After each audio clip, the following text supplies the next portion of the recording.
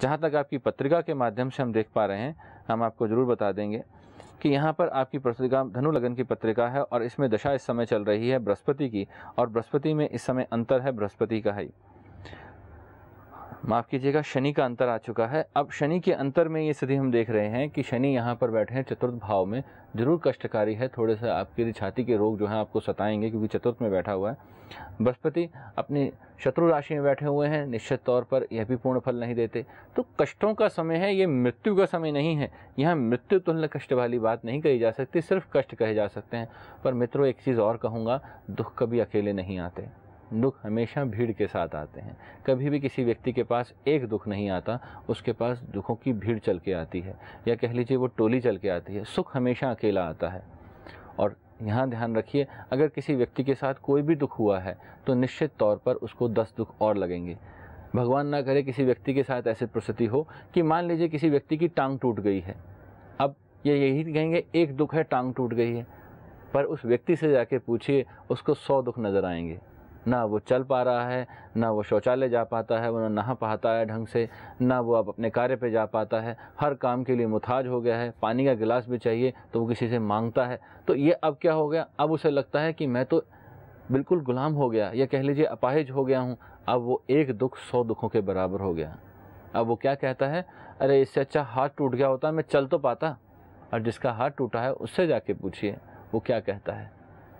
अब इस स्थिति में यही बात समझ में आती है कि दुख कभी अकेला नहीं है। तो बंधु, ऐसी कोई परिस्थिति नहीं है कि आपकी मृत्यु होने वाली है, और होने वाली कोई परिस्थिति हो भी ऐसी आपके साथ तो परमात्मा से हम प्रार्थना करते हैं कि इसे टाले। आप इतने भयभीत ना हो। देखिए, जो आनी है वो तो आके रहेगी, और नहीं आनी तो कोई दे नहीं सकता। जितना जिसके लिए लिखा है परमात्मा ने भाग्य में उसको मिलना है। तो निश्चिंत रहें, ऐसी कोई परिस्थिति नहीं है। ज्योतिष के माध्यम से मैं आपको ये बिल्कुल गारंटी दे सकता हूँ। हाँ, बृहस्पति के लिए केसर का तिलक करें और किसी बुजुर्ग व्यक्ति की सेवा करें। खास तौर पे उस बुजुर्ग व्यक्ति की सेवा किस तरह से करनी है, किसी बूढ़े आदमी को लाठी देनी है, और बूढ़ा ब्राह्मण हो तो बहुत अच्छी है। जो लाठी के सहारे चलता हूँ उन्हें एक लाठी खरीद दीजिए, स्टिक खरीद दीजिए, बहुत अच्छा रहेगा।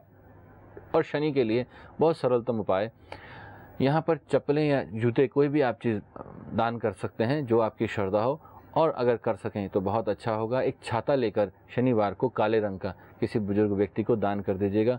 थोड़े बहुत जो भी कष्ट हैं वो भी चले जाएंगे, और निश्चिंत रहें, ऐसी कोई समस्या नहीं है। जी बिल्कुल आचार्य जी, तो यहाँ पर आपने सवाल का जवाब तो दे दिया है, और साथ ही साथ यही कहना चाहूँगी कि हौसला, श्रद्धा और विश्वास को यदि इस समय बना कर रखेंगे तो हर कठिन परिस्थिति से ये बाहर निकल सकेंगे। आगे हम ज़रूर बढ़ेंगे, लेकिन फिलहाल रुकेंगे एक छोटे से अंतराल के लिए। अपने दर्शकों से यहाँ हम ज़रूर कहना चाहेंगे कि यदि आप भी अपनी किसी समस्या को लेकर आचार्य जी से एस्ट्रो मेडिकल संबंधी उपाय चाहते हैं, या फिर वास्तु विजिट के लिए आचार्य जी को आमंत्रित करना चाहते हैं, तो उसके लिए भी आप संपर्क कर सकते हैं। संपर्क करने के लिए तमाम डिटेल्स लगातार आप अपनी टीवी स्क्रीन पर देख सकते हैं। फिलहाल हम रुकेंगे एक छोटे से अंतराल के लिए, लेकिन आप कहीं मत जाइएगा। एस्ट्रो रेमेडीज ने नवग्रहों के विभिन्न दोषों को दूर करने के लिए गृह शांति सिद्ध ऑयल का निर्माण किया है। इसके साथ ही सभी देवी देवताओं को प्रसन्न करने के लिए पूजन सिद्ध ऑयल एवं आपकी हर समस्या के निदान के लिए स्पेशल सिद्ध ऑयल जैसे protection oil, relationship oil, prosperity oil, increasing sales oil, success oil व हीलिंग ऑयल बनाए हैं। साथ ही वास्तु दोषों को दूर करने हेतु वास्तु सुधार ऑयल व कई प्रकार के दर्द से मुक्ति हेतु एस्ट्रो मसाज ऑयल का निर्माण भी किया है। इन्हें मंगवाने के लिए इन नंबरों पर संपर्क करें। 01145644139, 01145644140, 01145644141, 01145644142, 09811558158, 09910296999, 0921225996, 092784271313, 09868065666 और 09910355356। हमारा पता है भविष्य केंद्र A5/10 Paschim Vihar, opposite Batra nursing home, नई दिल्ली 110063। ईमेल आईडी है jp_astro123@rediffmail.com। वेबसाइट है www.acharyajpsingh.com। ब्रेक के बाद एक बार फिर आप सभी दर्शकों का बहुत बहुत स्वागत है। हम आगे बढ़ते हैं और ललिता जी ब्रेक के पहले से इंतजार कर रही हैं ये जानने के लिए कि उनकी समस्या का निदान उन्हें कैसे मिलेगा। ललिता जी क्या आप जी प्रणाम। हेलो, हाँ जी, मैं अपने बेटे के बारे में जानना चाहती हूँ। डेट ऑफ बर्थ बता दें उनका। उनकी डेट ऑफ बर्थ है 25 दिसंबर। 25 दिसंबर जी। हाँ जी, सन 2007। समय बता दें आप।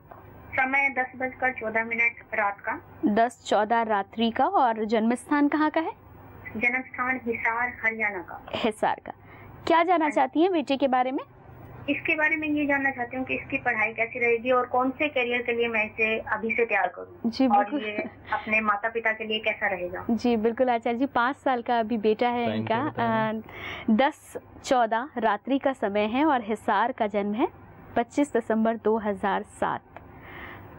तो 5 वर्ष अभी उम्र है इनके बेटे की और ये जानना चाहती हैं कि भविष्य कैसा रहेगा, माता पिता के लिए कैसा रहेगा। कुंडली बस कुछ ही 10 बजे बताया ना? 10:14 रात्रि के। 10:14 तो ललिता जी कुछ ही क्षणों में कुंडली यहाँ पे आपके बेटे की तैयार हो जाएगी और देखते हैं क्या कहती है कुंडली। सिंह लगन की पत्रिका है और सिंह लगन में शनि और केतु विराजमान है। बच्चा बहुत सीरियस नेचर का है, बिल्कुल टेंशन ना लें। और साथ में ही अगर यहाँ देख लें कि शनि की ही महादशा और शनि का ही अंतर है, और इस स्थिति में हम एक बात चीज़ समझ लेते हैं कि थोड़ा सा चिड़चिड़ा हो जाएगा ये बच्चा। और इस नेचर को आप इस तरह से लेंगे कि हाँ, इस बच्चे का स्वभाव हमें समझ नहीं आ रहा। क्यों नहीं आ रहा? कि गंभीरता में जब भी इस बच्चे को कोई छेड़ेगा तो निश्चित तौर पर वो तुनक मिनाज हो जाएगा, क्योंकि कर्क राशि है जिसकी हम आज चर्चा कर रहे हैं। और चंद्रमा द्वादश में है तो निश्चित तौर पर ध्यान बाहर की तरफ भटकना यहाँ स्वाभाविक है, क्योंकि चंद्रमा जब भी द्वादश में बैठेगा तो व्यक्ति बहुत क्रिएटिव माइंड तो हो जाता है, पर एक चीज़ और जुड़ जाती है उसके साथ में कि वह हमेशा जहाँ बैठा है उससे बाहर की तरफ ध्यान देगा। अब आपने यहाँ एक प्रश्न पूछा है कि इसकी शिक्षा का क्या स्थिति रहेगी या शैक्षणिक स्थिति में क्या हो सकता है। अब बृहस्पति, बुध, सूर्य ये बैठे हुए हैं पंचम भाव में। अब पंचम से पंचम की यात्रा करें तो मंगल है यहाँ पर, मेष राशि है, और मंगल बैठे हुए हैं यहाँ एकादश भाव में, यानी कि पंचम पर पूर्ण दृष्टि। बहुत अच्छा संयोग, बहुत अच्छी शिक्षा ग्रहण करेगा और बहुत बढ़िया तरीके से करेगा। ये नहीं कि सिर्फ ज़बरदस्ती करानी पड़े आपको। पर इसमें एक छोटी सी चीज़ का ध्यान रखिएगा, जिस चीज़ में इसकी रुचि हो उसमें ही अधिकतर इसको जोड़ डालिएगा। ये नहीं है कि आप, अगर छोटा सा एग्जाम्पल है, 5 वर्ष की आयु है, इसमें आप बहुत कुछ नहीं जान पाएंगे इसकी नेचर, पर पत्रिका के माध्यम से हम समझ पाते हैं। यहाँ पर हम इसको छोटा सी तरीके से समझ लें कि पंचम बृहस्पति हैं। ऐसा बच्चा टीचर से ज़्यादा इंटेलिजेंट हो जाता है। वो उस प्रश्न के उत्तर को जानने से पहले दूसरा प्रश्न जानने की कोशिश करता है। तो इसमें बिल्कुल चिड़चिड़ापन या किस तरह से गुस्से से नहीं पेश आना ऐसे बच्चे को, क्योंकि इस बच्चे में क्यूरियोसिटी बहुत है। जब किसी बच्चे में इतनी ज़्यादा उन्मुखता हो या कहें क्यूरियोसिटी हो तो निश्चित तौर पर एक चीज़ हमें समझ लेनी चाहिए कि उसे उस चीज़ का जवाब अधिक से अधिक देना चाहिए। धीरज रख के इसे पढ़ाना चाहिए। और इसके टीचर से भी कहिएगा कि कृपया थोड़ा धीरज रखें, ये समय से आगे चलने वाली चीज़ है। तो इस स्थिति में आपको ये करना है कि इस बच्चे को धीरज से पढ़ाना है और एक छोटा सा उपाय इसके लिए करना है। शनिवार के दिन यहाँ पर शनिदेव को सरसों के तेल से स्नान कराना है और इस बच्चे से कहना है कि उनके पैरों में ये सरसों का तेल ज़रूर चढ़ाए और पैरों को छूकर आशीर्वाद ले और वो तेल माथे पे लगा ले। सिर्फ इतना सा काम करना है। और सरसों का तेल जीवन भर अपने शरीर पर बिल्कुल ना लगाए, ना सिर में लगाए। और दूसरा, यहाँ पर एक छोटा सा और उपाय करिएगा, हनुमान जी के 12 नाम का जप इसको सिखा दीजिएगा, बहुत अच्छा रहेगा। नहीं तो श्री हनुमंतय कहना इसको सिखा दीजिए। बोलना बहुत अच्छे से बोलता है बच्चा, बोल सकता है श्री हनुमंतय नमः। अगर ये कर ले, दिन में 21 बार भी सुबह सुबह करेगा तो निश्चित तौर पर पढ़ाई में मन भी लगेगा और ये सफलताओं की सीढ़ियाँ चढ़ता चला जाएगा। यहाँ माता पिता सिर्फ एक गलती कर बैठते हैं कि जब बच्चा प्रश्न पूछता है तो हम कहते हैं चुप कर, बहुत हो गया, पर हम ये भूल जाते हैं कि इसके अंदर की क्यूरियोसिटी को हम दबा रहे हैं। जो बार बार वो प्रश्न पूछे जा रहा है, इसका मतलब ये है कि वो अधिक से अधिक जानकारी लेना चाहता है, और उस जानकारी को हम कहीं बार अनजाने में दबा देते हैं, क्योंकि हम उस समय उस लायक नहीं होते, या कह लीजिए हम उस चीज़ के लिए वहाँ प्रिपेयर नहीं होते कि उसके आंसर दे सकें। हम सोचते हैं कि जब हमारा मूड होगा तब हम पढ़ाएंगे, और ये बच्चा तो नहीं समझता। बच्चा तो ये जानता है कि मुझे हर चीज़ उसी समय जाननी है, कि ये ऐसा क्यों है, ये ऐसा क्यों नहीं है, ऐसा क्यों होता है। ये सारे प्रश्न उस चीज़ के लिए इंगित करते हैं कि बच्चा कितना जागरूक है। और अगर आप बहुत भाग्यशाली हैं कि अगर आपका बच्चा ऐसा जागरूक है कि वो आप पे प्रश्न से प्रश्न करता है, तो निश्चित तौर पर वो बहुत बड़ा विद्वान है। अन्यथा ऐसे मूड मत भी बैठे हैं जिनको आप कुछ बताएंगे वो सिर हिला देंगे और उसके बाद कुछ नहीं पूछेंगे, और माता पिता कहेंगे देखिए कितना धीरज वाला बच्चा है, देखिए कुछ पूछता ही नहीं है। पर वो जब पूछता ही नहीं है, इसका मतलब वो रिएक्ट ही नहीं करता है, तो वो उल्टा वहाँ पर ये कमज़ोरी है उस बच्चे की, वहाँ पर माता पिता इस चीज़ कमज़ोरी से खुश हो रहे हैं, जबकि वो नुकसान देती है। तो इस चीज़ के लिए हर एक माता पिता से मेरा अनुरोध है कि जब बच्चा प्रश्न पूछे तो खुशी से उसका जवाब दीजिए, वहाँ नीरसता मत दिखाइए, क्योंकि वो आपकी नीरसता उसके अंदर होने वाली उस जागरूकता को या उस क्यूरियोसिटी को दबा देगी, और वो धीरे धीरे वो भी नीरस होता चला जाएगा, और वो एक दिन ऐसा हो जाएगा कि आप कहेंगे अब ये पढ़ता ही नहीं है, क्योंकि आपने पढ़ने दिया नहीं है। ये अनजाने में जो गलती आपने करी है उसका खजाना वो बच्चा भुगतता है। इसलिए इस चीज़ का ध्यान रखिए।